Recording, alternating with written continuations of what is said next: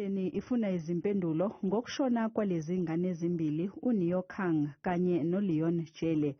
Ugogo wenye ingane uthi into eyenza ukuthi abanikazi besitolo namanje bengafiki ukuzoduduza imindeni ukuthi badliwa unembeza.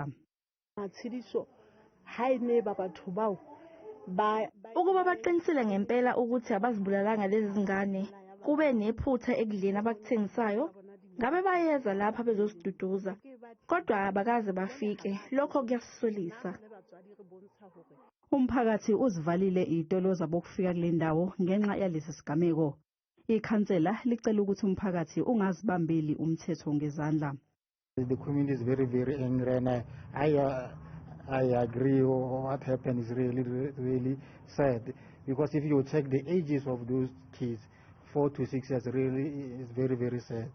Ngomsombuluko phakathi kwehora lesithupha nelesikhombisa kusihlwa umsakazo iJozi FM uzobamba umkhuleko wamakhandlela ukukhulekela lezi ingane eBatlogile Street khona eNaledi eSoweto.